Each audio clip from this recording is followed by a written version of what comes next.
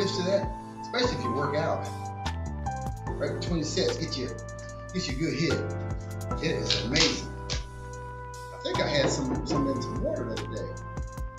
But anyway, we're gonna go ahead and get us some frankincense going on. Just a little bit. You know what? First thing I like to burn is sage. Okay. This ain't smudging. This is just cleared energy out of this room. Get it clean, cleared out. What you got right there? What in the world? We got some back on moon water. Let me have that. All right. Oh, it's cold too. Did I ever get my copper cups? Guys, does anybody have any who uses copper cups? Put it in the description below. What is it? The description below or the comments? Put in the comments below if anybody's got some good copper cups. Where you got them from? None of that cheapness. I want the real deal. No, I need to get me some daggone 12-2 or some daggone 4-all. Get a smelter. Smelt it down. And what does anybody know anything about sardines? Let me tell you something. If you want a good meal, especially if you're dry, get you some sardines and crackers. Well, I've been eating hard and heavy lately. I don't know if you eat more than 4 or 5 cans of I love the damn things. I eat them. I had to slow down, man. I thought I was turning yellow one day. I said, man, am I getting the jaundice? Can you get jaundice from eating too many sardines? Can y'all comment below? Y'all know what jaundice is? Hey, Justin, you ever heard of jaundice? People with kids tend to know what it is. You guys that don't have kids, you never heard of it. It's a thing called yellow jaundice. I don't know what it is or what makes you turn yellow. I remember I was in the Navy. We was at boot camp, man. And one thing about the military, you see a whole bunch of different people from around the world, a collection of people. And you see them come in boot camp and then they disappear and you wonder what happened to them. I think the military's got some spies and they find some unique features in them and they take them out of there and put them in special units. You know what I'm saying? But anyway, I was on fire watch one day, walking around, and I was, just walking around. Everybody was sleeping. So as I'm walking around, I walked by this one guy's bunk. He's laid there, man, with his arms crossed, his feet crossed, like he was nailed to the cross. And I'm telling you, the dude was glowing yellow. I said, what the hell is going on with this guy? So I went to the company commander. He was in he had a room in the back. He went out there and went back there and knocked on the door. I said, hey man, this guy out here is yellow. And they got that guy out. We never saw him again. I don't know what was going on with him. We heard some rumors. Rumors like he had a warrant for him and this, that, and the other. But you know what? That ain't what that guy. I don't know what it was. It's the strangest thing. You turn yellow like that. Okay.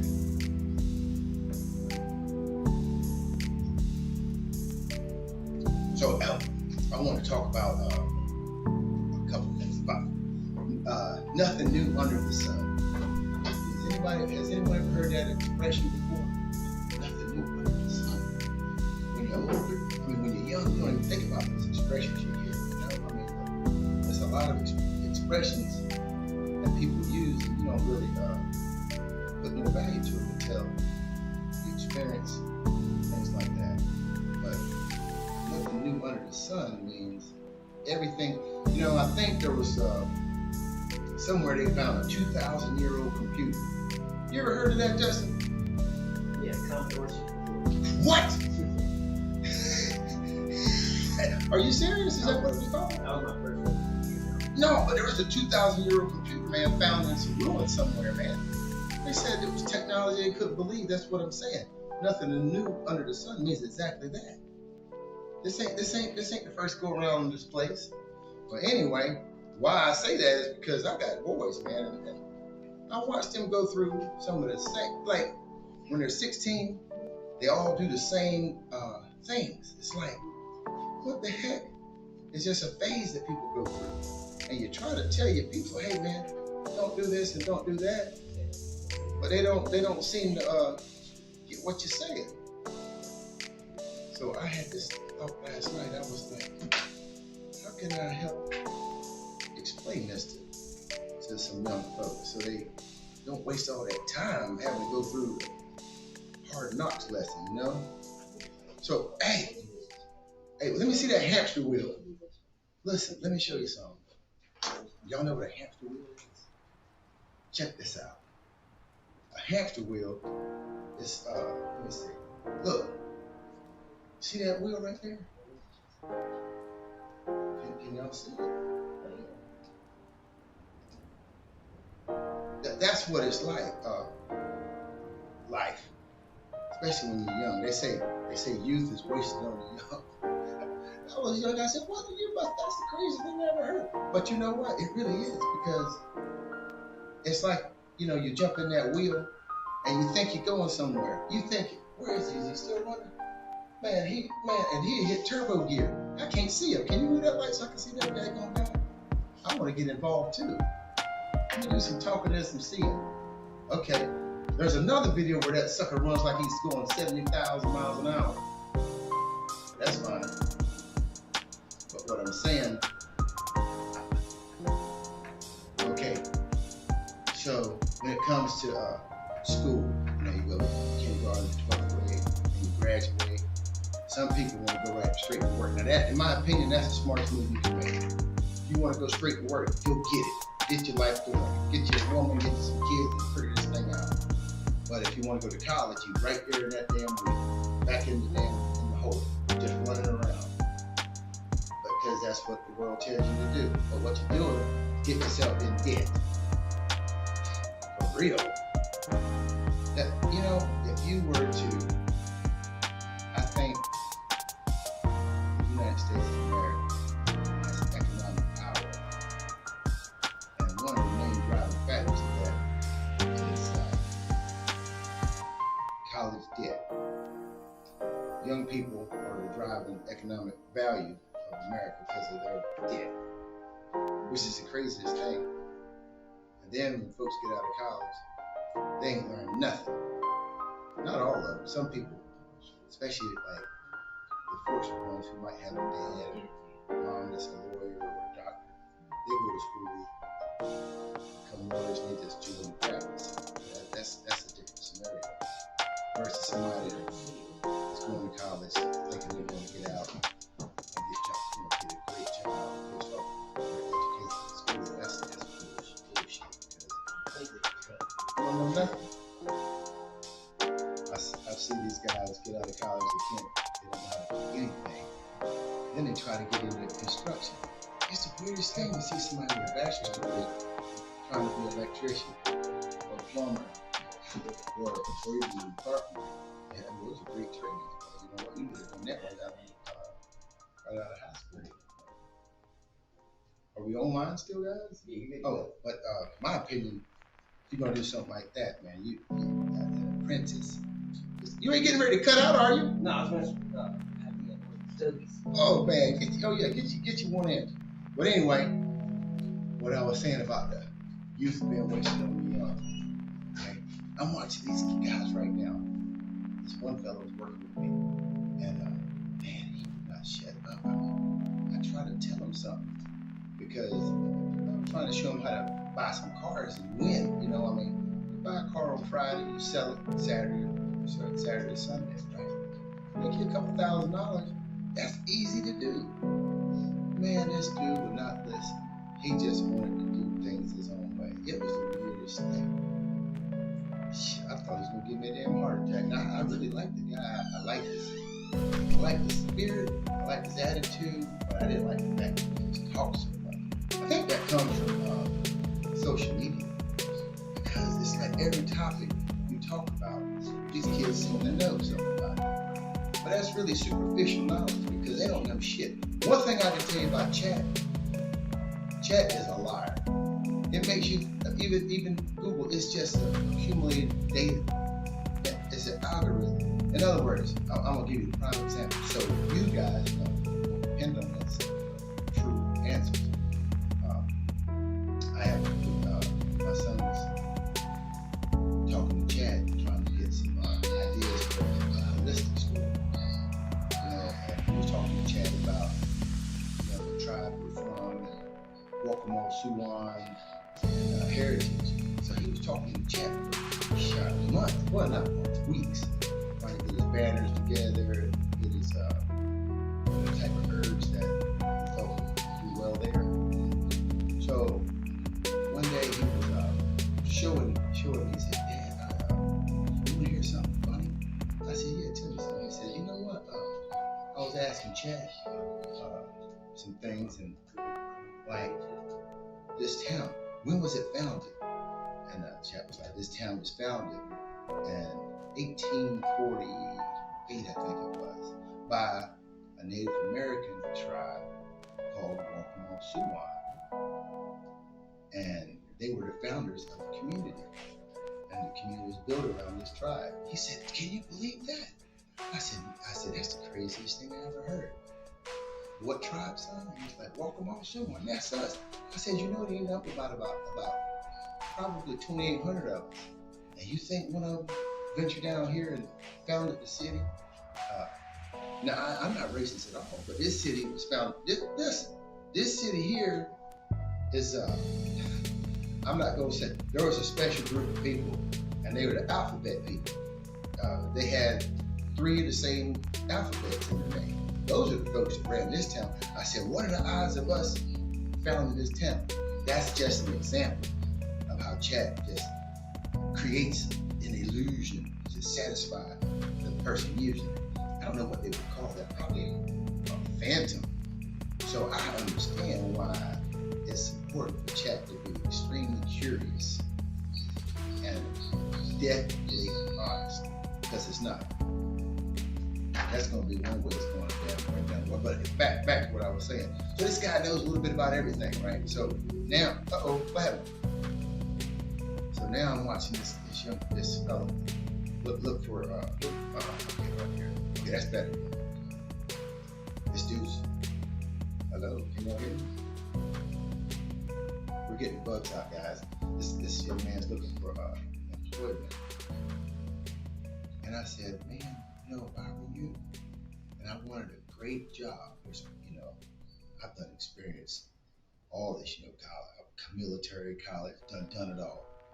Got licensed and things that I thought were valuable, electrical contractor license, general contractor license, because I was young and wanting to do something. And then I got but for me, I couldn't sit still. You know, I just had to keep moving. And then I saw some jobs I wanted, like the power company. I've always been into electrical. I said, I want to get my hands up on the power lines. So I focused on it. I said, I'm gonna get this job. So when you really want to do something, you gotta really make it up in your mind that you're gonna get it. So you apply for a job and you stay persistent until you get it. Then when you get it, hopefully you like it. But me, I was never satisfied with a 9 to 5. Don't get me wrong, it was appreciated. And the structure was really good. I said, man, I like the structure. This right here reminds me of the military. But the 9 to 5 thing, it just wasn't jiving for me. I saw my life being controlled by that job. If anything went wrong, I'd be in trouble. You know, you get your house, your boat, your horses, your family, but it puts you in a box. Not you know, some people, they need that structure, but not everybody. So I'm watching this dude run around like a busy bee, and I'm like, these guys can't focus, man. Their attention span is just so short, you know, because they bounce from.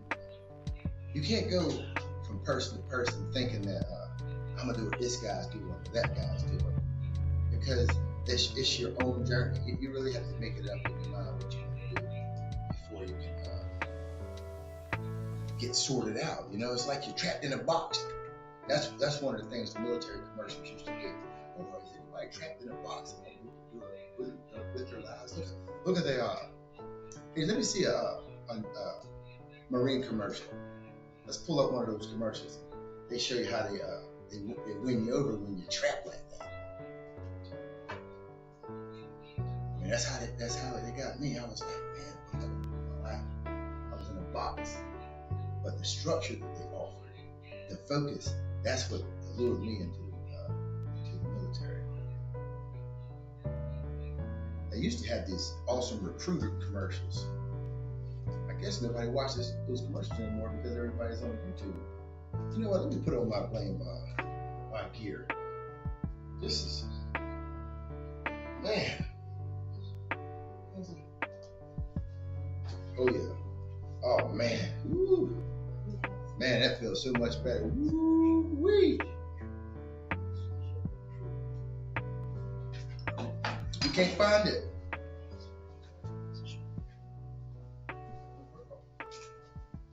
Oh, that's okay.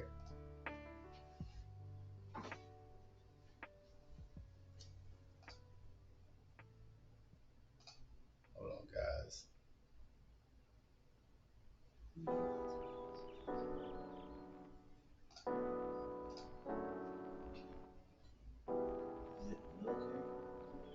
I wanted to see one a Marine recruiter type commercial. How they get you when they show you the suit and show you how things you can do, place you can go, the few, the proud, and the brave, which is the Marines. Cause let me tell you something. When I was in the Navy, boy, I was on the USS Lemoore County LST assault landing vehicle. Those Marines would get in there with their tanks, man, at the bottom of that sucker. We rolled right up to the beach, man. Open that blame, build that gate. Those tanks rolled right off the back up, go in the water like a bobber. You think they're going to the bottom and they pop right back up.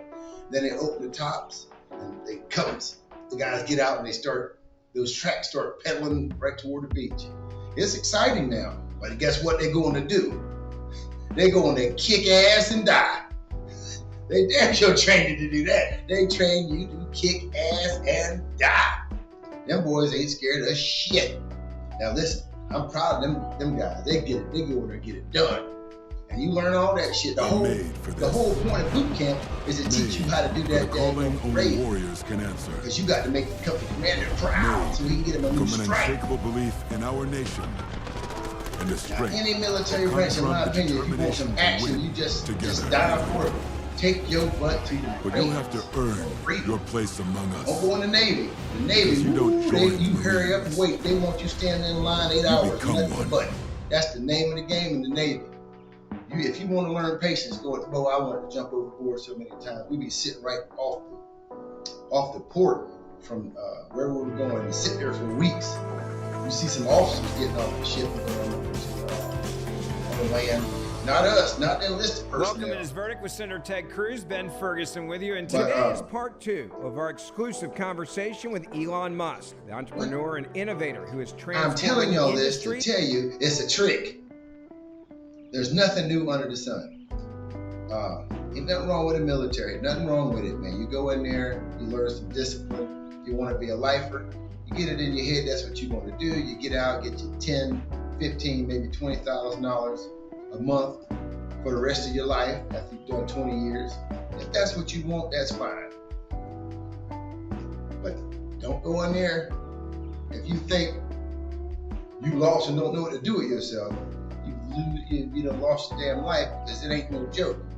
Especially nowadays. Nothing against the military. You gotta have a military, but that's what they get young people for. You're not gonna recruit no 30-year-olds if you can. They're gonna say, ain't no way, what y'all want us to do? Where you want us to go? Go storm what? What's this? You know, there's too many questions. But them young boys, that's one thing I do admire about the military. Now, they know how to break a man down and get him focused. Out here in the real world, I tell my son this all the time, man, I want you to make it in boot camp, because you will not drop that ego. See, in boot camp, first thing they do is get rid of your ego. How do they do that? They shave that fine curly lock hair, or however you've been styling and profiling through high school and out of high school. They shave that hair off. You might have a medallion that your grandma gave you, or a bracelet. They take that shit and throw it right in the toilet, right in front of your face. Make you put on, when I was in the Navy, we wore bell-bottom pants and boondocker boots. And everywhere we went, they marched us in columns of 3. It was the craziest thing. Hello? What happened? I'm just trying to work with it. Oh, okay. Keep on going. Okay, I can't hear myself. You know, I'm gonna take this thing off. That's good. It's the craziest thing with those headphones on there. When you can hear yourself, I mean, it's good, but when you can't, it's like, am I talking? Am I even talking? Your mouth is moving. Oh, but I was saying about the military. They strip your ego away. That's the first thing that goes. Get rid of the damn ego. You can't do shit with an ego. Nobody can work with you. You're useless. And that's the problem with these guys that are out here now, right out of high school or right out of college. They got this ego, man. You can't work with them. You ever been to the store and you buy something from the cashier and they just duds? I mean, it makes no sense how they behave. It's like, are you on this planet? But they just think they know so much. The reason I'm saying all this is to say there's nothing new under the sun. We all the same. I tell my boys, I said, what if I told you I was a time traveler and I came back to guide you? I'm here. I'm you. Like in that, what was that movie? Back to the Future. You know how, was it Biff? Biff came back to himself, said, take this almanac. This has got all the football games, all the scores, the lottery numbers. You take this right here. And he was so hard-headed, he didn't even really want to listen to the guy. But that's reality. That's how these young people are. In my opinion, if you don't want to get a job, I mean, you don't want to go to the military, you don't want to go to college, you want a job, you want to make a lot of money, get into nuclear. The nuclear field is where it's at. I've told countless young men this. I said, listen to me, cuz. Quit running around like a hamster in a wheel. Focus.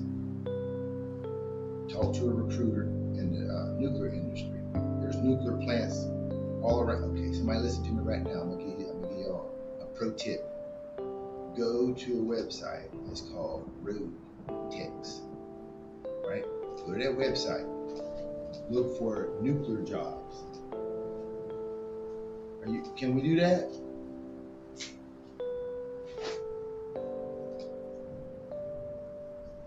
Maybe I might be able to show you right now. Technology is amazing. Justice over there just going away. He might be able to pull it up right now. Oh, have a little nap. This board right here is.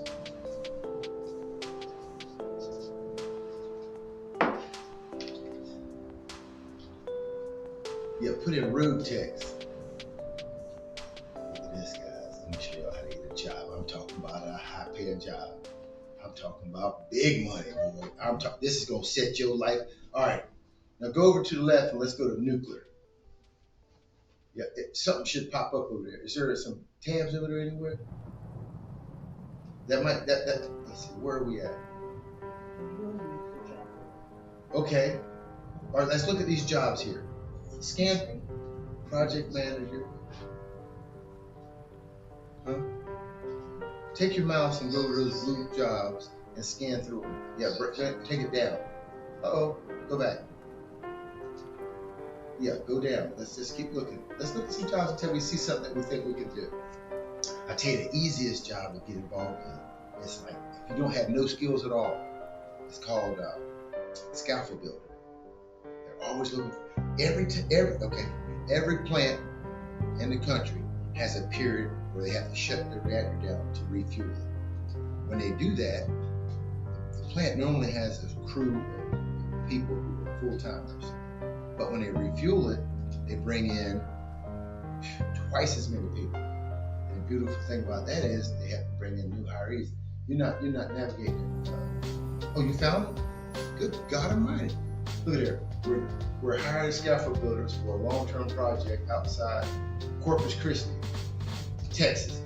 $27 an hour, $85 a day per deal on 7 days. Cause anything after 40 hours is time and a half. You make it, and that's a non-skilled job. And once you get in there, that's a wrap. Once you get hired in, now it's a strenuous screening. They probably spend $15,000 per applicant on a background check. Here's the thing: they don't want no LARs. If you a LAR, you can forget it.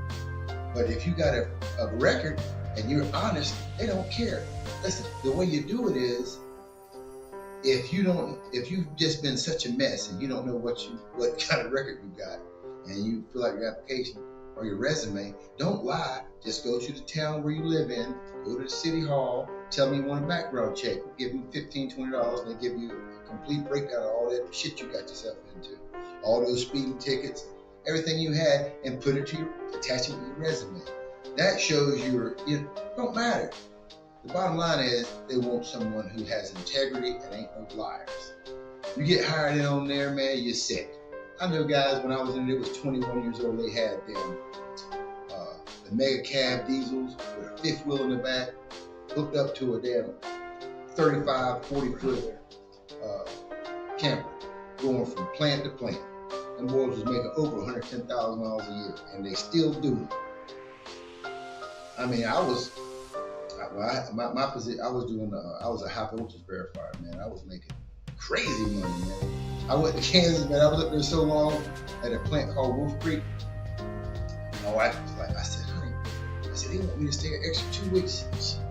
She was like, well, we really are knocking down these bills. So I stayed an extra 2 weeks, and then what happened with me was I had more. She was like, well, you might want to come home. You boys are getting kind of ornery. You know what I mean? When daddy's away and when the cat's away, the mice will play. That was my big setback. But if I was a single man, I'd still be out the road getting it, killing the game. But I got enough money doing that right there that I was able to get into some stuff that I like to do on my own. That's a pro tip. Like, comment, give me a thumbs up. Don't be scared of no daggone radiation. You eat that stuff up every day when you walk outside in the sun. Plus, you get, they give you, what's that thing called they put around your neck? No, it's a dosimetry. I forget but you get dosimetry, so you know what you're exposed to. And, before you even go into plant, you get really, really, really high level training on how much radiation exposure is good and will take. And besides that, you don't have to be in the reactor. Every job you do, you get a good understanding of what the exposures are. So it's not like you're going in there being exposed to radiation all the time. And if you're scared, get in my pocket. Hell, if you're scared, say you're scared. But and the radiation ain't gonna hurt you anyway. It's just gonna hurt your kids. You might have a kid with about 4 or 5 arms and 3 or 4 eyes, but other than that, it ain't gonna hurt you. It's more your genealogy. Check into it, okay? But that's what I told this kid. I said, man, focus on that. He'll give that a week, and he don't get hired. Now he's on to something else. I'm not talking shit about the dude, but it ain't just him. Focus, young men, on what you want to do with yourself. Don't get with no girl. What good are you to a woman if you don't even know what you want to do yourself? You ain't worth a shit to no woman, and you don't know what to do yourself. That's one thing I can't stand, man, is to see, especially when they got guys.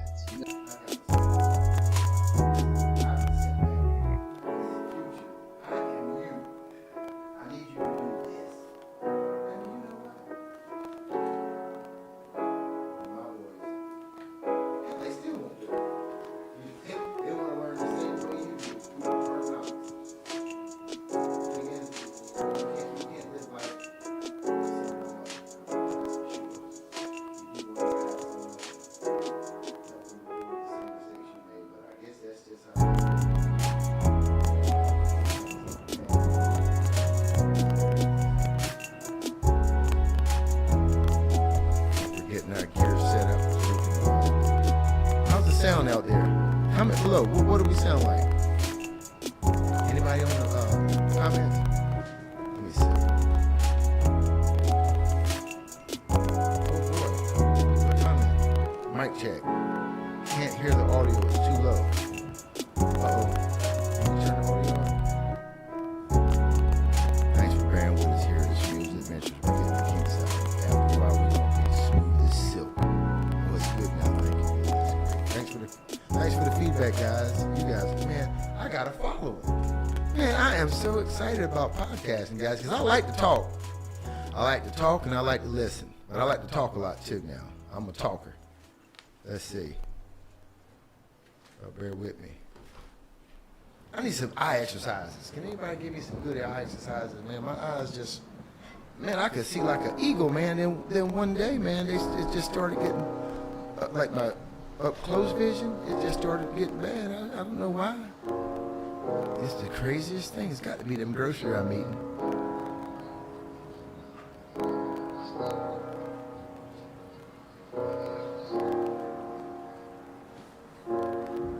Yeah, man, I just wanted to drop this information down, man, but that GPT and Google has got people going nuts.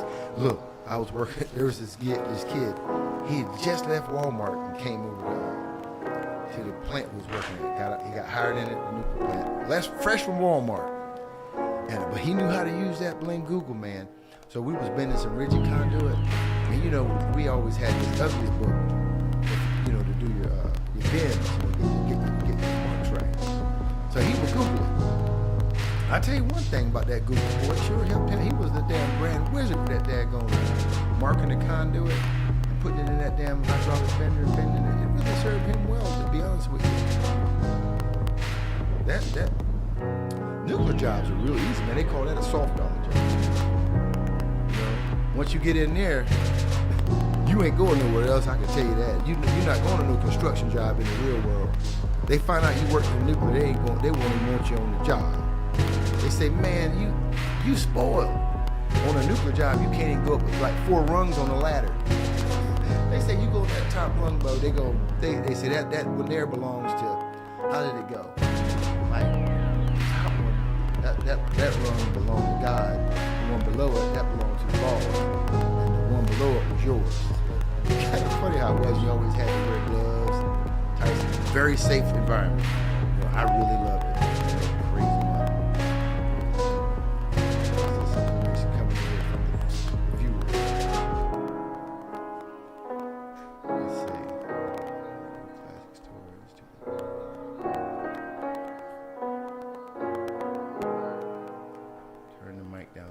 Mike's kind of high.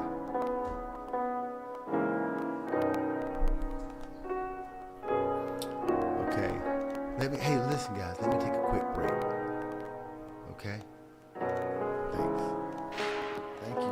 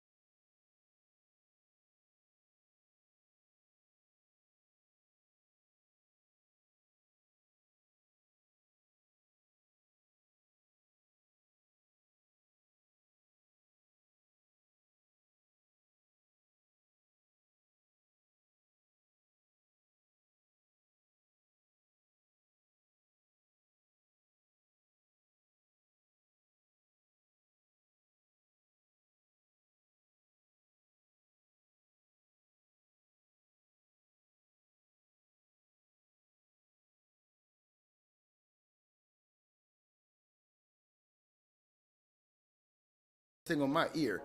Hello, can we turn my microphone? I like that. Turn it up a little bit. It works good when I can hear myself on the mic. Can you hear me? Oh, I hear you good. Yeah, I like that. Hello?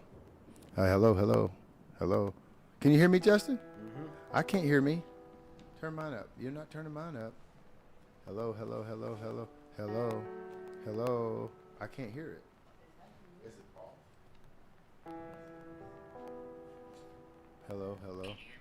Hello. I can hear it, but yeah, I hear it now. That's real good. Yes, I like it. I like that. I like that. I like that a lot.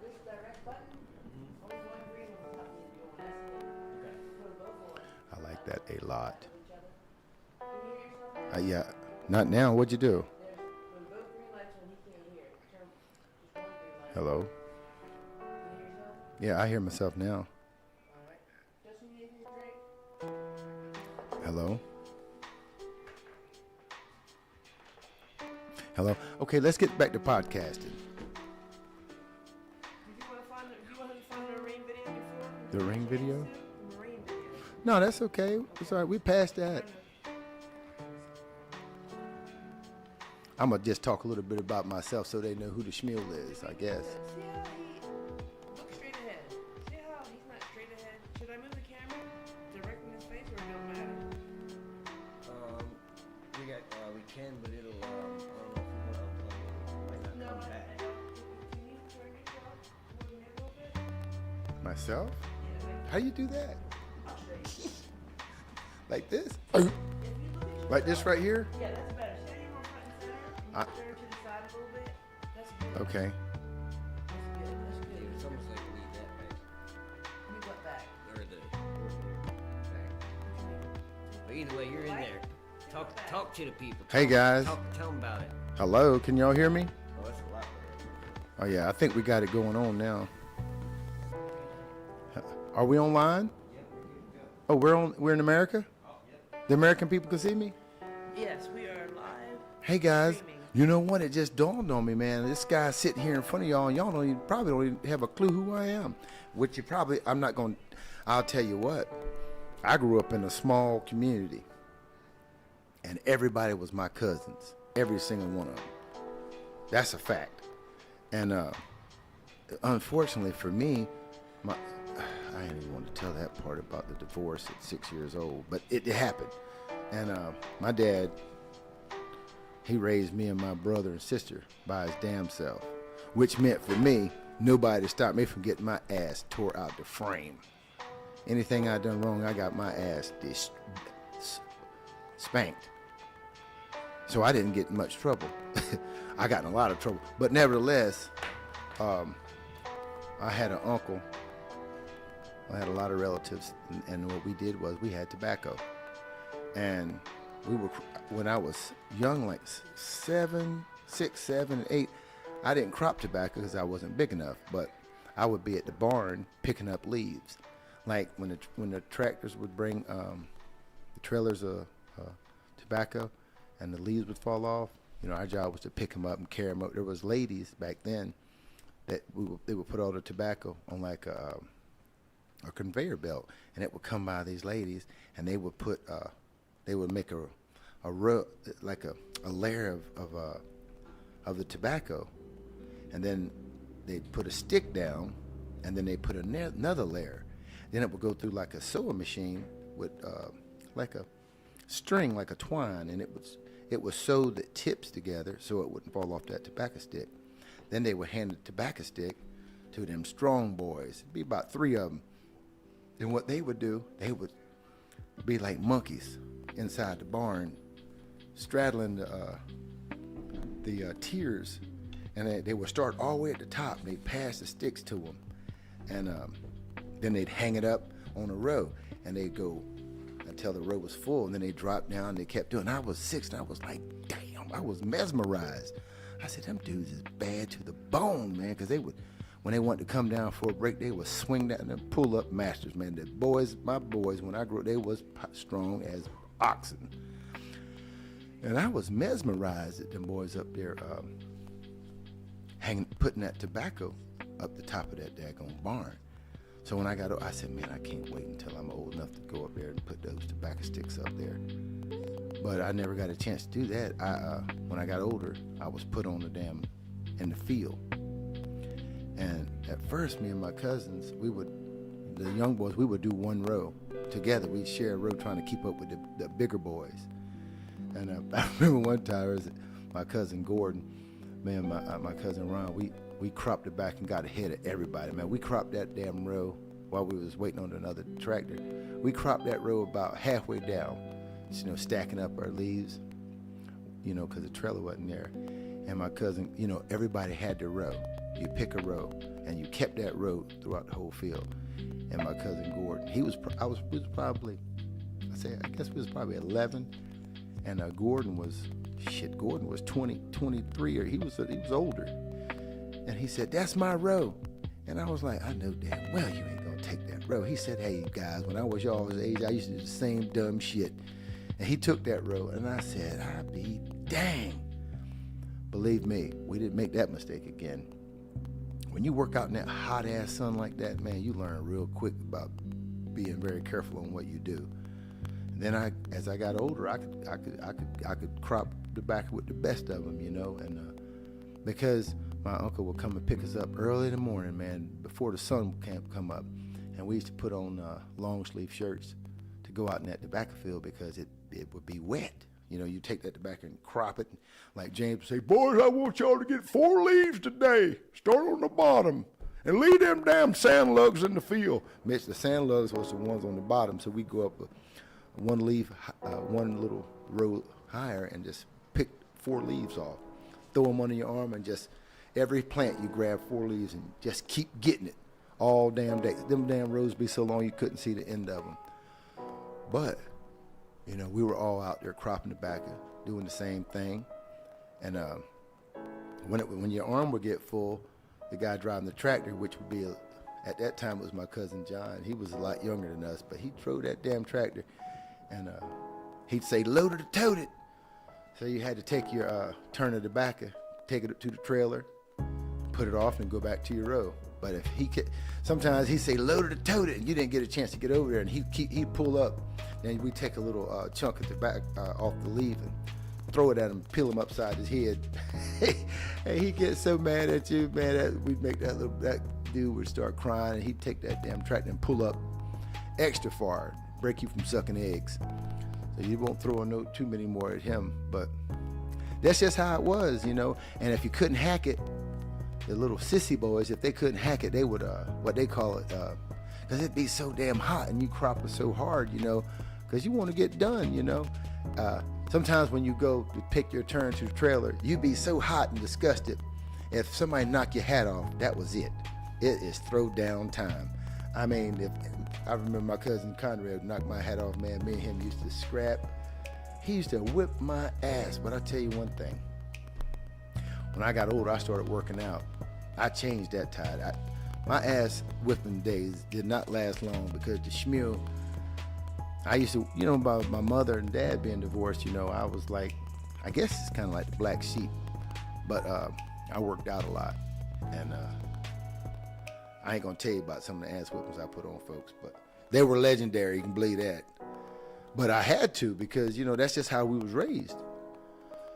And that's what I did. I cropped tobacco, and when the tobacco season was over, we would pick blueberries. Blueberry fields are abundant, and man, people love blueberries. That's one of the hardest things in the world to me is picking blueberries, man. I used to see them older ladies out there. They would take a bucket and strap it around their neck, and they'd just be on one bush, not moving, just picking those blueberries.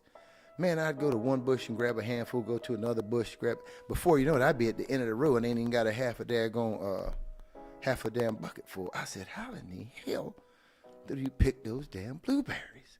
The ladies was like, you got to stay in one place and pick it bare. It's so funny how there's nothing new under the sun. Like, I'm talking about how these guys running around not patient enough to get a job. But listen, I was like that too. But I was a kid, man. I was 12. These dudes, now that I'm talking about it, these dudes is mentally stunted. I don't know what happened to these young men, But when I tell my sons about how we crop tobacco, man, they told me it was damn slavery. I'm like, what?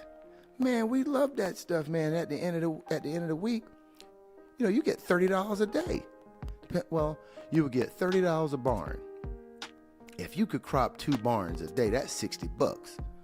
And you do that every day of the week, man, you'd be paid in full. You talking about back then, $60 times 5, that's $300 a week. This was in the it was in the 80s or late 70s. Man, you'd be paid, man. We go to Whiteville, man, go to Lynn Swans and buy some gear. And we go out to the club. I was 16 going to the club. We go to the Odyssey Club, man. During the week, we would go to Lynn Swans, it was a store, and we would buy some gear, matching gear. Back then, it was like one solid color. You buy a beige pair of shoes, a beige pair of pants, and a beige shirt, man. Put on your granddad's hat, and we go to the club, and we would chunk the hell down. But before the club, we would go, the club opened, I think it was like 12 o'clock.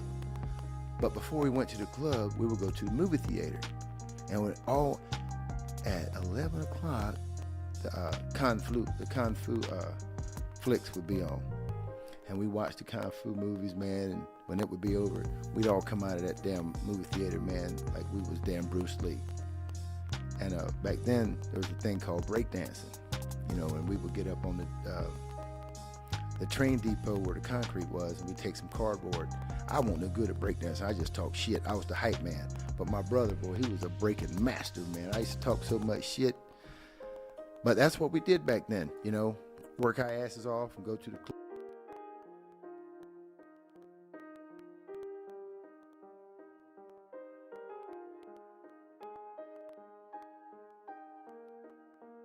Except work your ass off to get what you wanted.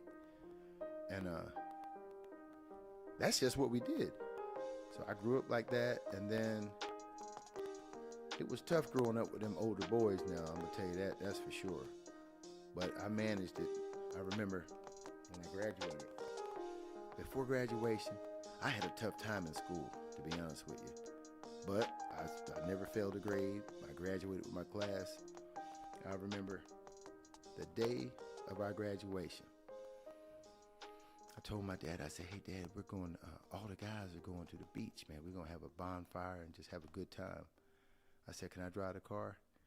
He said, hell yeah. He said, not only can you drive the car, he handed the keys to me. He said, you can take this car and this roll of money and get your ass on your side of the river. Honestly, he had made arrangements for me to go to DeVry. So that was up in Woodbridge, New Jersey. So that was the last time I saw him for about quite a few years. Found out that he got remarried or whatnot. But anyway, after that, I went up there, went to DeVry, computer technology. Then I joined the military, joined the Navy. And when I got done with that, I was in New Jersey, got my electrical contractor's license, got my general contractor's license. Man, New Jersey was so easy, man. It was you could make money so easy up there because them boys didn't know how to do shit. My young ass was in demand. They used to call me Jeffro because I was a turning and burn. And then I got my CDLs too because I wanted my own truck and stuff. So at that point in time, that's when I started working for myself, man. Don't get me wrong, I always wanted a high-paying job. My first job, I was a yacht mechanic. I worked with Pacemaker Yachts in Burlington, New Jersey. My job was to do install the engines and do the whole engine room compartment. That was pretty cool. But I would get bored, man. I would do these jobs, and once you do it, it's just repetitive. I said, man, I wasn't concerned about the money, but I was concerned about doing more stuff. I always wanted to just. If I guess the way my dad raised me, man, you could do anything you wanted to do. That's how it was for me. I mean, if I wanted to do something, I did it. So I kept that work attitude all my life. So now things have changed so much. I put my 3 boys, they're college graduates, but I'm self-employed. Okay, is this thing working now? Let me see here. Bear with me, folks. I'm trying to get this. Now that's better. Oh, man. Was I talking earlier? I heard a bunch of noise. Who was that talking earlier? Was that me? I don't even know what the hell I was talking. Did y'all hear what I was talking about? Now that I can hear myself. Oh, okay. Anyway, what was I just talking about? Anyway, now that y'all know the Shmule, I'm just a daggone country boy, hard-working dude, and the damn work is over. You know? The game has changed, and I'm disgusted. I am disgusted with this bullshit. So about 3 years ago, I said, I'm selling all my shit. Don't get me wrong. My youngest boy, he went to, he got a full ride to this prestigious university. You know, he threw the javelin after his mom. She was a javelin thrower. So that's what he did. He was really good. But that school, man, I did not realize I had raised my son very militant. And they gave him a full ride, and they said, hey, I remember this coach. I went in his basement, man. He invited me to his house. I remember it like it was yesterday. He said, let your boy go to our school. We're going to make sure there ain't no financial burden on you and your wife. And I'm going to take care of him. I said, you sure? He said, I'm going to take care of him like he's my own boy. I said, when he told me that and showed me all them damn rings he had in that damn cabinet, I said, hell yeah, Coach. Coach, what was his name, Natalie? Metters. Coach Metters. I said, this man is good. This is what. Now, we went to many colleges. We went to, what was that one college we went to? Oklahoma State. We went to Oklahoma State. Man, they showed out at Oklahoma State. They took us to a football game everywhere. They even took my boy out, and he came back drunk. I said, what in the hell? He's 17 years old. Man, I went off on, I said, are you out of your mind getting my son? But that's what they did. And I think I messed my boy up because I didn't like that. I said, he won't be going to that school. But the Coach Metters showed me a side that I appreciated that. But you know what? As soon as my son went there, the first damn year, he went somewhere else. I said, oh no. And the only reason he stayed there is because his lifetime coach was an alumni of that program, and he volunteered to be on that program training. So my son was like, Dad, I want to stay here. I should have took him out of there. Listen, guys, don't listen to your kids. You do not listen to your kids. You make decisions for them, man, based off of, that's why it takes a village to raise a child, because I wish I was with my family in Lake Walkmore, because they preceded me with their kids in college, and they could have saved me. They could have given me that advice and said, hey man, take him the hell out of there. But because a lot of people move away from their hometown where they have a support system, they get out here in the world on their own, and they got to make these decisions without any guidance. You know what I mean? Even parents. You know, parents nowadays, when they have kids, it's brand new. They don't know what in the hell to do, so they winging it. And as a result, you can make a lot of mistakes, especially if you drink and do drugs and shit like that. I wasn't into that. I was really into, I've always been a church guy. I got a bad curse like a sailor. I don't call it cursing. I just tear this English language up. But anyway, when my son went to that damn school, Coach Metters left. It was cool because this other coach was there. I'm like, all right, it's going to be all right. But then a pandemic came. Listen, and when that pandemic came, it shocked me. Everybody was off. Everything went wrong. The shot, you know, people trying to make you take a shot. I'm like, something ain't right. No, hell no. You can't take that. And once we decided as a family we're not taking that damn shot, everything turned to shit. I mean, the program turned against us. It just went bad. Even the coach was like, man, you're gonna risk my life? I think everybody was just thrown off their axes. You know what I'm saying? Like a fish out of water. And it was a mess. For my middle son, he was to walk and graduate. But because of the pandemic, he didn't even graduate. And that threw him off. He Graduated even more. I mean, he graduated, but he didn't get a chance to walk. And the thing about egos, we all have them. So he wanted to go to college. I didn't even tell you about his college experience, which I'll save that for another time, because he had my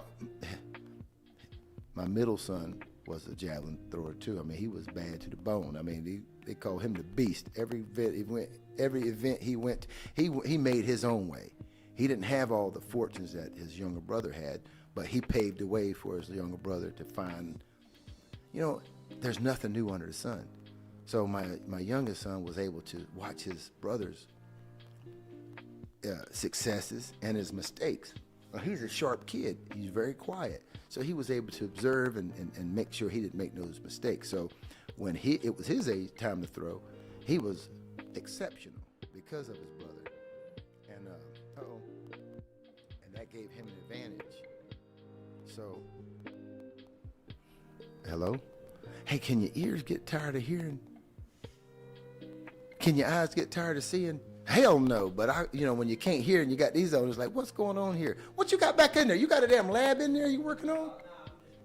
This man's coming up with all kind of action. We getting everything tuned up. J-Bone is the man. I'm telling you, you should see this daggone engineer back here putting this damn equipment together. This podcast is coming together, guys. Y'all be proud of the damn Shmules and the damn Team Justin and Natalie. I mean, we come a long ways, guys, and the goal is to be here for our people. That's what I'm trying to tell y'all. My goal is to be a leader, teacher, guide. The long story, the short version of this is, my boy did good with the javelin. This damn pandemic opened my eyes. I said, I'm getting the hell out of this subdivision. I know that much. I sold all my shit. I sold everything. I mean, we've been in that town for what? God, 28 years, 30 years. Sold that damn house in 8 hours. Then I bought, it used to be a farm, but it hadn't been farmed for like 20 plus years. The family that owned it, they fell off. They moved New York, up north. Everyone went to college and they just forgot about the farm. So we bought it, and it's really now a first generation farm, and it is hard as hell. You talking about hard? Oh my God. Because it's me, my two sons, Natalie. I have other people that have come down, but they're like, shit. They don't want to do shit. But I see the potential. So what we did, we started a nonprofit organization because the experiences that my son went through, because of him being who he is and how he is, and I think God chose him because he's they're all exceptional. All my sons are exceptional. And the grace of God, we're working together, and the experiences they're going through, because we're stuck, we made a commitment, my wife and I, to stick together no matter what. And it's been rough, but that's how life is. I learned from that tobacco field. You don't give up. You stick together because the grass ain't greener. It might seem like you can jump the damn fence and you got greener grass, but it's the same shit. These women all got bullshit with them, and these men do too. Best thing to do is sort that shit out with the one you got, because the other one you're gonna be starting all over. So it's best to deal with the shit you got, straighten it out, and then you can ride. So that's what I've been doing. And we got this damn farm. We got a nonprofit organization that we started. All this was because of the pandemic. I thought the damn, Chicken Little? I thought the sky was falling down. I thought the world was coming to an end. So we got on this farm, and I said, man, what's up with this Bill Gates? What's up with these damn groceries? What's up with this damn food? I started taking a look at everybody around me. The other guy podcast with Hard Knocker. He's always told me, I admire that guy because his family was tight. And I've known him for 20 plus years, and I watched him, them big family reunions that he went to, but I watched all his family die off. I said, damn. I was selling real estate during the time, so I met them all close. I sold houses to all them people, man. To all these guys that I know, I sold them houses, but I watched their family die off from them big ass. picnics and barbecues. I mean, they'd come. Even my wife, when I met her, they had a big ass lounge, man. She had her dad, uncles. They were tight. And I'd watch them walk around with trays of ribs and shit like that. And I was like, damn. But you know what? They were so tight and they were so happy. But I watched them die one at a time. And I was watching what they was eating. I said, damn, they're dying because of that shit they're eating. Barbecue ribs, fried chicken, macaroni and cheese, that soul food. I said, that shit's killing them. And the same thing happened to my man Hard Knocker's family. That shit started killing them. So I started putting two and two together. Now, when my wife's dad died, that was like a mother. That was like, man, you talking about a miserable death. That man died, pain, tortured. It was torture. I'll tell y'all that story another time when my wife ain't sitting there, because it's a hell of a damn story, how he died. But that man just kept telling me before me and him traveled the whole country together, man. I was buying cars from Copart. My saying was, Dad, Copart takes you places. Man, me and him used to ride. And we rode and would get cars from Texas, man, Texas, Mississippi, Maryland, Pennsylvania, and that Ford Excursion, 7.3. We drove with my dog. We drove all over the place getting jewels, man. You know, when you take your time and look for a deal, man, money is easy to make. I swear, I can't believe how easy money is to make. But the thing is, that money, it'll ruin your ass, man. That money is the root of all evil. But the pandemic came, and it stopped me and him from riding. And he was probably in the 70s at the time. And when the pandemic came, he wasn't able to come out. So he was staying in his room. And I'm like, man, Dad is not getting no exercise in that damn room. This is terrible. I said, what the kind of shit is this? How you gonna put a man in a room and he can't go nowhere? But, you know, everybody was saying, oh, he's older. You know, you take an older man out there in the damn gas, because he loved to touch shit. Every time we went into a gas station, man, hey, he said, I got it, Joey, I got it. He would grab them damn shells and he was touching everything, which to me, who gives a shit? You know, that dude was tough as nails, but the whole world said, you can't have that old man out there. He needs on a mask. You know, to me, that was some bullshit, man. I mean, whoever was president or whoever made people wear them masks and take them shots, I'd love to put some foot in their ass, because I think that was the dumbest shit that ever took place. Because that old man, by him not getting out and exercising, his legs got weak. You know what I'm saying? And a man that's got weak legs, bro, I don't know if y'all know this or not, the first thing that goes on you is your legs. And when them shit start getting weak, that means you about to expire. So when they started lifting the damn ban on the pandemic, he's done been, you know, inside so much that his legs got weak. So you want me to tell this story now? I don't want to tell this damn shit. I'm not going to tell this. Listen, guys, the man is gone. And as a result, it opened my damn eyes. I said, hey, man, that man worked his ass off, had a lounge. He had over 50 employees, man. And they served that soul food, and he made good money. But that shit, he watched all his brothers die. His mother, everybody died early, in my opinion, because of that bullshit that they were eating. And when this pandemic came, I said, these folks is killing us. America, you know, I don't want to talk shit about my country. I served this damn country in the military, so I'm telling you, I can tell you this with confidence. If you eat that food that's being allowed to be sold in this country, those fast food restaurants, McDonald's. Man, I got a cousin, man. He remodels McDonald's. He's a McDonald's master. But I'm gonna tell you something. Them motherfuckers is killing people. That McDonald's shit will kill your ass. Especially, it's addictive. Something about it makes you. It's an addictive food, And people, the reason I mention him is because I worked with him on some of those jobs, like in New York and places. And when we were shut down, when he was shut down, like the inside, people would use the drive-through because they kept them doors open because that's how big of a business it was.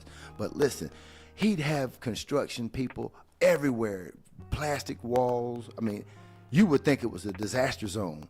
But man, people were coming to that damn McDonald's like they was fiends, man, like you have a flow of selling drugs. That's how determined they were to come in that McDonald's.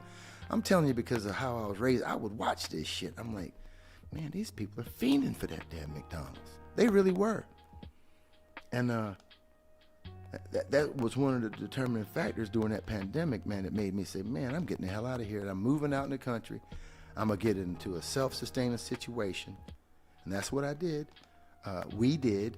I drug my family along, you know, because I'm the damn leader of the damn family. I don't, listen, I led the family where I thought they needed to be led according to my guide. My GPS is the scriptures. I do read the Bible, and I knew it was time to go. That's a little bit about the Shmule. If you want to know anything else, ask questions. I don't mind answering them. I'll talk to you about anything. If you got anything you want to know, I'll tell you. That's how I am who I am. And if you look at some of my YouTube videos, I tell some stories about experiences and stuff. But doing this podcast, I prefer to have me a cat sitting right there so we can just podcast and talk about good things. I just wanted to tell you guys a little bit about who I am so you don't think, you know, you're talking to a bad cat. And if you think I'm bad for what I just told you and my decisions, then the hell with you. You know, not the hell. I shouldn't say that. I didn't mean that. I don't mean that. What I'm saying is, it is what it is, and I am who I am. We're here to help each other, guys. We're all a village. Y'all want to do some talking? What you want to know? Huh? What is a Shmule? What's a Shmule? Man, I'll tell you what a Shmule is. Listen, there was a damn Western movie. I don't know the name of it, man. These movies I saw, there's this guy, he was being pursued by, I don't know if he was a criminal or what the hell he was being pursued for, but he was in a bind, right? And he needed a damn horse. They said, he said, man, look, they trying to kill my ass. And he said, he was hid out in the house. Rock with me. Try to envision what I'm telling you. This guy was hid out in the house. The damn desperados was after his ass. He was pinned down. Nobody wanted to mess with him because the desperados was serious. And they said, we can't help you, man, because if we help you, they going to kill us. The dude was desperate, you know, and he had a thing about him. They said, this guy seems like he's pretty damn trustworthy, but he just showed up. The desperados are after his ass. He's pinned down. But if we help him, we're going to be implicated in the whatever the hell. But I kind of like this guy. So this one rancher said, hey, what I'm going to do, I don't want to get involved in whatever them cats is after you for. So I don't know how I'm going to be able to help you. But what I'm going to do is I'm going to set you up for success. I'm going to give you a horse. Now, what I'm going to do at midnight, I'm going to have somebody set that horse, and I'm going to tell you where that horse is at. So this guy was like, man, I hope this ain't a trick, because if I leave this safe spot that I'm at, they're going to get my ass. So the guy was like, oh, shit, and he didn't have no supplies. The only thing he could do was go off that guy's word, like they were supposed to go off of his word. I ain't a bad guy, but don't nobody know me. And the one that didn't know him said, well, I'm gonna give him a horse. And the guy said, damn, man, I'm in a bind. This world is crazy. I don't know them, they don't know me. If I leave where I'm at, if this guy's don't believe me and he says, what if the horse ain't there? I'm in trouble. You know, because I got a long way to go to get to Mexico to get away from these damn cats that's trying to kill me. Now, the moral to the story is the dude wasn't a bad guy, but people were after him thinking that it was just a miscommunication between everybody. The point is, the guy said, the hell with it. I can't stay here. I got to trust somebody. I got to go. I got to do it. So when the sun went down at dark, midnight, he escaped from his safe spot and snuck out to where the guy told him. He said, you take 300 steps this way, you go to this oak tree, you swing by the damn graveyard, and you run over here, and the horse will be waiting. Now, he's like, man, I hope he got me a fast-ass horse. He said, man, I need a badass I need something because the whole world's going to be after my ass. So when he got to where he was going, the moonlight was on, and there stood the ugliest white horse you ever want to see in your life. He said, what in the hell? I've been screwed. And he said, you mother effer, But he didn't have no choice. So he got on that damn horse. Ugly ass white horse. Looked like a donkey, but it was bigger than a donkey, and it was bigger than a horse. It was a damn mule, is what it was. White, ugly ass mule. So this guy got on this damn mule and he rode, and he rode, and he rode. I mean, this guy rode daytime, nighttime, but he didn't have no food, and it was blazing hot because he was going across the desert now. Listen, this dude was riding his horse, this damn mule, and he, I don't know if you've ever seen any westerns where, cowboys is resilient, man. They stay on that damn animal forever, They determined to get to where they're going, so he's like stuck on that damn thing. But he started leaning. He's leaning and his eyes is getting blurry. He's blurring out. Next thing you know, he's on the damn ground. Bam! He's on the damn ground. And he remembers going out and he's thinking, oh man, it's over. He's thinking to himself, it's done. I'm done for. Listen, and the movie fades out. The dude is, all of us watching is like, this dude's dead. Next thing you know, his eyes open up.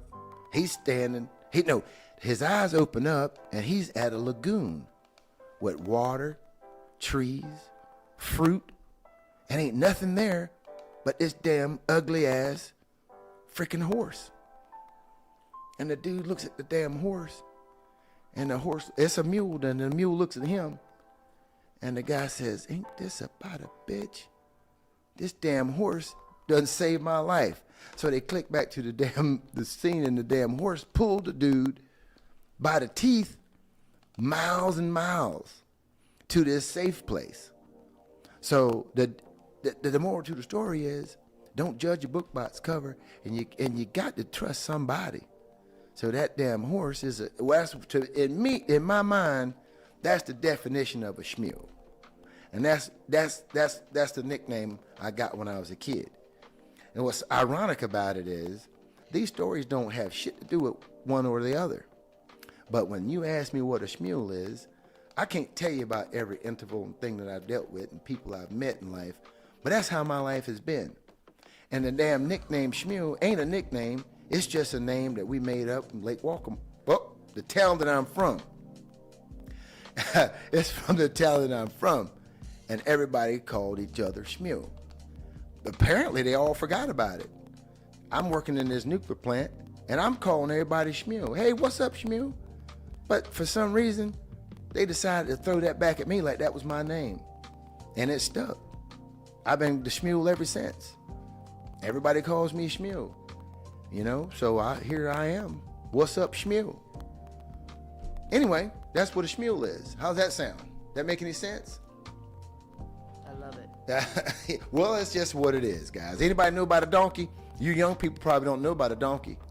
Not a donkey, a damn mule. A mule's a beast. He's bad to the bone. So, shmule? Shmule. What's up, shmule? And when you say it enough, you could be a shmule too. What's going on, shmule? And if you like to drink a little bit, that shmule sounds mighty damn funny. And hey, all you guys that remember the shmule from those power plants, how y'all doing on y'all's pull-ups? I used to keep a book, man. Everywhere I went, I had to get at least, I do 300 push-ups a day, and I try to. It's hard to get them 200 pull-ups when you're on a job, but that was my goal, was to at least get 200 pull-ups. I'll try to do 200 a day, but some days I fall short, but I kept them in a little book. I like to write everything I do in a book. You know why? Because a damn short pencil beats a long memory all day long. you keep up with your shit and you want to do better. Like, you know, that's why my boys they got them damn scholarships, because when they wanted to play those damn video games, I said, y'all want to play them stupid ass video games? I bet you my wife would buy them a damn PlayStation and they would be fiends on it. I'd take it and smash it. And then the next holiday, another one would pop up and I'd smash that. And then their aunts would buy them damn games and I'd throw them. I'm like, what the fuck? What is wrong with you people, bro? Now this is crazy. I'm telling you all this because that's how things would go. And I said, I'll tell you what, if you want to play that damn video game, this is what you're going to do. You give me 10 pull-ups, you get 5 minutes. And you got to have somebody write down them pull-ups, and then I write down your 5 minutes. And if I'm not the one witnessing it, it had to be your mother. And then he had an older brother. I said, your older brother could also initiate for you, but if he lies, I'm going to whoop his ass. So then, listen, you talking about pull-ups? My sons was pull-up masters. They had books and books full of pull-ups. They would earn, it won't shit for them to get an hour a day. But as a result, man, when my boys was in school, man, my son was bench pressing 225 pounds reps when he was in the 9th grade. That ain't no lie. I can show you footage of it. But, you know, because you meet somebody and you get married and you're not really, you know, when you meet somebody, you love them, right? I love you. It's amore. But you don't even really know each other. Then when you have kids, now I'm telling you this because this is just how life is. You meet somebody, you love them, you love the relations, you love being with them. But when you have kids, a man, especially a man raised where I'm raised, you got plans on raising them, because my grandfather's father, which was my great grandfather, told my grandfather we passed down stories and land to one another. And when it got to me, my father told me things his father told, and his father raised me too. So when I started raising my kids, I didn't feel like it was just me, man. I felt my ancestors, man, and that's how I raised my kids. And when I met my wife, you know, because that was in New Jersey, they weren't raised that way, man. And folks, maybe there's some people in Jersey and other states that have those old school values, but she didn't. And it pissed me off. I said, what kind of who the hell raised y'all, man? You give kids options? Man, them video games, man, I can't tell you how many of them shits I broke. But, you know, I had to compromise. I don't think a man should compromise, Bo. Me and my wife battled for 30 years with that type of shit, you know. And just now, by the grace of God, we're on the same page 30 years later, because she wasn't raised in the scriptures. I mean, they were taught to be good, and they thought they knew, but they weren't raised in that word, which made she and I butt heads. She swore him down. She was right. And as a result, it interfered with with our communication with the boys, you know. And what's funny, you know, a kid, when they're a certain age, they're so smart, man. They'll divide your ass. You know, they'll go to one. If they can't get what they want, they'll go to the other. And if you're not on the same page, your house will be a wreck. Why am I telling you all this? Damn if I know. But I know this much. The guide to lead your family is the scriptures, because somebody wrote them scriptures. That our ancestors put them bad boys down for our learning and to navigate us through this crazy-ass world. And we're in it now. You better read it. I mean, I'm not a Bible thumper, but I do read it. And I do know this much. You better be careful. That's why the Shmules podcasting. I mean, I'm not going to always talk about scriptures, but at the end of the day, I'm gonna give you some good advice. You know, because I like being available to guide young people and older people, because you're never too old or too young to learn. That's for sure. And I tell you what, man, there's a guy that I met. I met this dude, God, probably 9 years ago, Geno Jennings. I like that guy. Anybody ever listen to Geno Jennings? Good Lord. Boy, when he preaches, it cuts you deep. He'll cut you deep For real. That's one thing about church. If you go to church and you come out of there thumping your hands and feeling good, you just been played. You have been played, cuz. Because if church makes you happy with what you doing and where you at, and you know you smoking and doing bad things and drinking and you feel good about it, you at the wrong church, cuz. You done went in there and came out with your pockets light. That's all you did. You've been played with, cuz. Church cuts deep. For real. If you ain't, listen, you know what? It's so funny to me. That pandemic blew my mind. And I'm not no Bible thumper. And I like having fun just like anybody else. But you know what's interesting? I think somebody's after your soul, guys. Really. Listen to the damn Shmuel. I think the devil is after. I think this devil thing and God is for real. I mean, I don't think it. I know it is. And when you young people wake up, I hope it ain't too late. You know, and you better hope it ain't too late. You better listen to the Shmuel. You better read the scriptures, because this whole game is after your soul. Do you know why I say that? If you read the scriptures, it's like, you know, people say you can say the Lord's Prayer and be saved, right? And still do that dumb stuff you're doing. But you can't. That's a lie. Because faith without work is dead. I mean, really, I watch a lot of people who say they saved, but they ain't doing nothing. They just posting up. You know what I'm saying? They ain't doing a thing. And I'm like, oh God, that's trouble.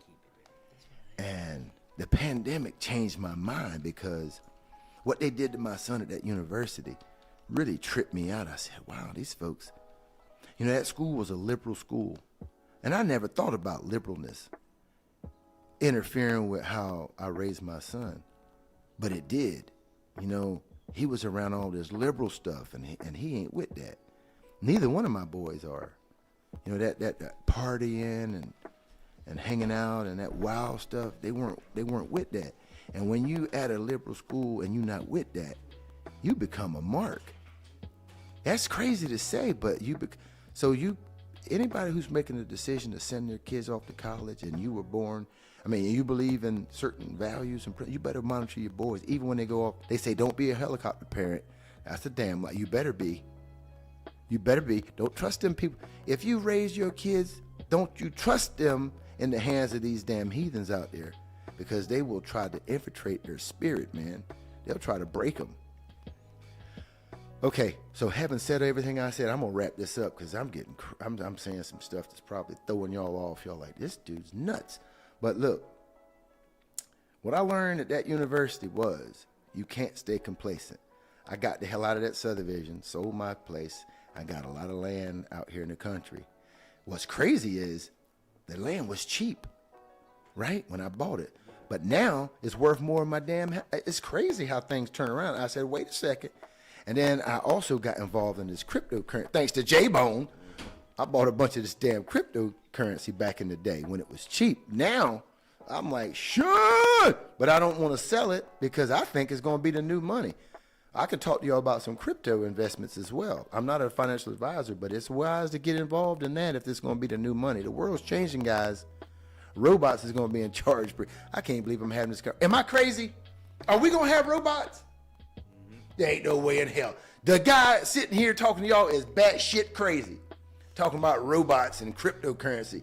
What in the hell is going on? Why ain't I? Guys, the world's changing. The Shmules podcasting. The Shmule is podcasting because it's the new way. I believe this is the resistance. The Shmules, I might be somewhere bunkered down, but I'm going to still be shouting out to y'all. You see this? You follow that rabbit. Anyway, let me tell you another trick. So if I can get one person to just look at this Christmas thing for what it is.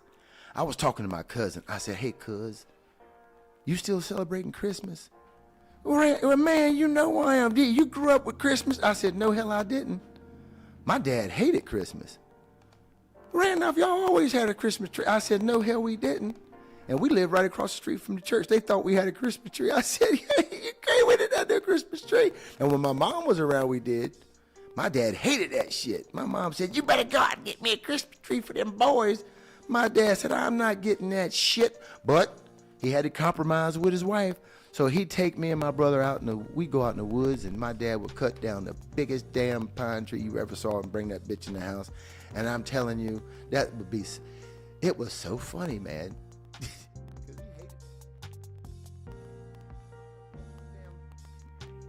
I'm back in the game, boy. We fine tuning this bad boy. This Laura is gonna be running the quarter mile hard after a while. We're gonna get it fine tuned. You can believe that. But anyway, he hated Christmas. Not because of the fact of it being Christmas, but the fact of what he read in the scriptures. Because his dad read it in the scriptures. Now everybody else was into the Christmas. They even had Christmas plays. And my dad always told me, he said, listen, yes, this is the village that we have. This is the family that we have. You know, don't upset the balance, man, because this is your family and they love you. He said, but don't listen to no man and don't believe no man. He said, I want you to always seek the truth. Truth and knowledge. Always seek it. If you pray like King Solomon did. Ask for knowledge and wisdom. That's what my dad told me. He told me that at a young age. And he shoved a lot into them 16 years that he spent with me, because apparently he was planning for the big show, Get Your Ass Out, that 16 show. But he gave me a lot. If that pandemic broke me from sucking eggs, I said, the devil can get you easy. He can get you to sell your soul easy. I never thought that shot was the mark. I didn't think that, because when I was in the military, I got shots. Shit, we walk in a damn line, 150 of us, and you got a guy with a damn air shotgun on the right and somebody on the left. Like when we went overseas, you getting shot 2 at a time, pow, pow, pow, one on each arm, pow, pow, pow. So when that pandemic shot came out, I said, this is part for the course. This is part of being in America, man. You got to be an American. Take that damn shot and shut up. Everybody didn't take it, just so you know. But anyway, I said, well, if the devil can get you that easy, because we're so used to following the traditions and doing what everybody else is doing, I said, wait a second. If you can get caught up like that, I can't hear myself, guys, and you know, it's kind of, I can take these off if are we having technical difficulties?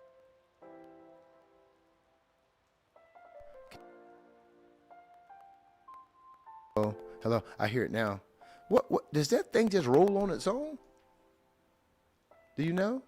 Anyway, what am I saying about this damn Christmas, you may be wondering. I'm gonna tell you something. Study it. Just like Halloween. Man, when Halloween came, man, we would be scared. My dad said, them monsters is out today. Be careful, Pa. But my mother, she loved Halloween. She loved that shit. But that divorce, it did the old Shmules a favor. But let me tell you something about the Christmas, though.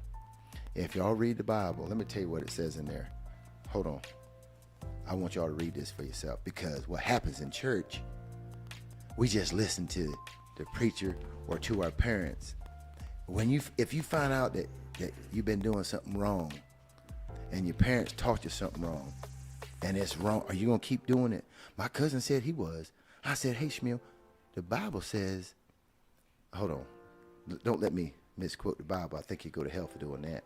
6, let me see something.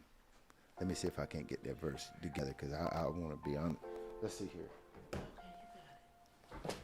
I can't see nothing. Let me put these glasses on. I ain't no Bible thumper, guys. I'm just trying to warn you. That damn pandemic threw me off.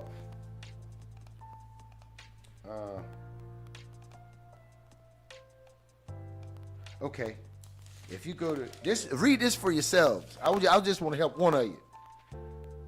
Read Jeremiah chapter 10 at verse 1 through, just read the whole thing.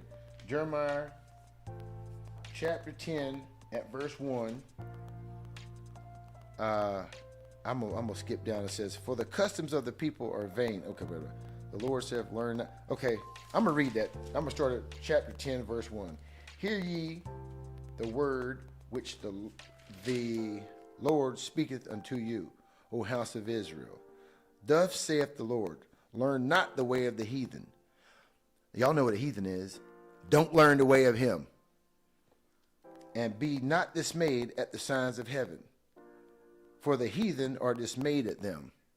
Hello? All right. For the customs of the people are vain. The customs of the people are vain. For one cutteth a tree out of the forest, and the work of the hands of the workman with the axe.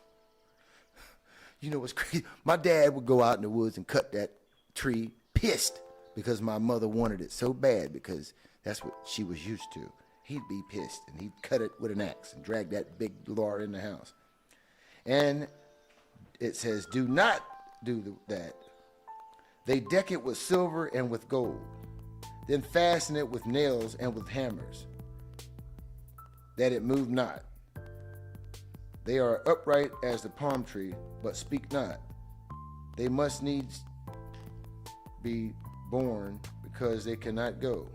Be not afraid of them, for they cannot do evil, neither also is it if them to do good. Listen, do not, do you hear, don't it say don't do it? And don't deck it. And what's crazy, maybe y'all don't, maybe when y'all decorate your tree now, you don't do like my mom did when I was a kid, and my neighbors. We literally would deck that lawn. Listen, it says, this is just little stuff. There's a whole lot of stuff going on. For the custom of the people are vain. They cut the tree out of the forest, the works of their hands and the workmen with the axe. They deck it with silver and gold. What's crazy about that is, and they might not do it now, but I grew up in an era where stuff was obvious. They had this can of spray, and that spray was like snow. It would come out and it would make it white. And then we had this stuff that came in a little thing. It was like silver and gold tinsel. And you would throw it on it, right? You would throw that stuff on it. You would deck it with gold. But now things is getting, but you're doing the same stuff. I'm telling you this because if you keep doing that, if you keep letting that stuff slide, man, my wife did it. When I met her, she forced me to have a Christmas tree. And I couldn't understand why my dad let my mom do shit. But when I got married, I started to realize. And it took me a long time to understand why that man kicked me out of the house when I was 16 years old, man. It really did. It took me a long time to get my mind wrapped around what happened. But because I'm married and I stuck with my wife, I wanted to leave her. And she's sitting right there. I wanted to leave her ass. Why? Because, man, she let my son quit playing football. You know what I'm saying? And just these things. But it wasn't her. My wife said, Natalie, you a great wife. I love you, honey. But the problem was she didn't know nothing about the Bible. She did not know. And I read the Bible at home to my kids all the damn time. But what I should have been doing, instead of arguing with my wife about what she wasn't doing and why she wasn't, I should have been reading those scriptures in that household. A man sets the tempo. That's why I'm here. I'm telling you, young people, if you with a woman, don't you smoke no weed with your wife.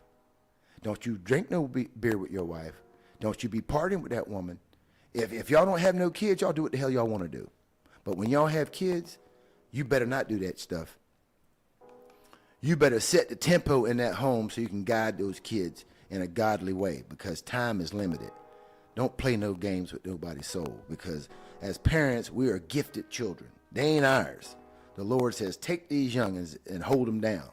And when it's time for them to come back, you get them right. Send them, bring them back home. The only way we can get back to God is to use a GPS, which is the Bible. I'm telling you, don't get caught, because when God comes, whatever you doing, you might think you saved by grace. You might think you cool just chilling in the house, just hanging around. But when the Lord comes, it's kind of like when your dad and mom go away and y'all partying, right? And then they just they do a button hook on you, and then they come back to the house and y'all in there partying. You know, that's how God is. God is your heavenly Father. Look, I'm not perfect. I'm a sinner, man. But I'm working hard to get rid of these blemishes. I'm working really hard. And maybe one of you guys will comment and say some things that'll make me drop the cursing. I don't call it cursing, because a curse is when you put bad intentions on somebody. But if these words of profanity offend any of you guys, comment below, man, because I want to be better. I don't want to be no sinner, and I don't want, when the Lord comes to get his children, I don't want to be partying and get my ass whooped. You know, I'll take a whooping, but I don't want to be left here when he takes his church away and be stuck here with the rest of the heathens. I'm just telling you, if that be the case, the pandemic shown me he can roll up on you at any minute. Even though that was a test run, he didn't collect us, or did he? But anyway, it's a test run to let you know this stuff is real. This is real, and these people are killing us with the food. That super flu or whatever it was, that thing ain't no. Man, why are people still messing with that stuff? Why is the Chinese Wu-Tang folk, for whatever, why are they still experimenting with these super flus? It's just a matter of time before they throw another killer out there at us. Bo, it's going down. Guard your soul. And that Christmas, don't get caught around that Christmas tree and the Lord come. He done told you not to do it. And if it's pagan, I told my cousin, I said, Ron, why are you, listen, you smart, bro. He was a deacon, and I said, you a smart dude. Tell me about it. Do you think it's pagan? I know it's pagan, right? I know it's pagan, cuz. I said, you do? He said, yeah. I said, then why are you still doing it? Everybody's used to it. Okay. That's what you tell daddy when he comes home. You tell him y'all used to doing it. And that's just the damn tip of the iceberg, bro. You know, look what happened to P. Diddy and them boys. Lord have mercy. Hey, guess what, though, guys? Thanks for listening to the Shmules. Thanks for coming to Shmules podcast. If you like me, that's good. If you hate me, that's fine, too. Give me the thumbs up or thumbs down. Just do what you want to do. Comment below. I really don't care. But I'm going to keep podcasting. I'm going to keep doing my part. And J-Bone, you got it sounding good. I know Justin thinks I'm crazy. No, he don't. Maybe he does. But he's going to Bosco Beach. Anybody know anything about Bosco Beach? Anyway, he's going to get some good footage down there. Maybe I ain't going. They be partying too hard down there for me. You going to drink some cold beers down there with him? Huh? Oh, yeah, probably. Yeah, I mean, late night, I guess, yeah. Yeah? Do they be riding at night when the sun's down? Is it lit up down there? At nighttime. Oh, you ain't never been there at night? Do they be riding at night, you think? I'm sure they probably do. I mean, they got headlights. Is it like bike week? It's a lot. Sure, there's a lot of people. At night too? Can you spend the night down there? You can, yeah. In what, tents or just? Pitch a tent. Sure. Man, I tell you what, boy, that's good old clean fun riding four-wheelers and slinging mud. Well, we had a good podcast tonight. I got a whole lot of talking in, man. I was talking a lot. We was trying to get the kinks out of this thing, and I just kept talking, guys. We was talking. You see the donkey? That's the Shmule. Sure. Okay, guys. Thanks for tuning in. See you next time. Bye. Did we do some talk?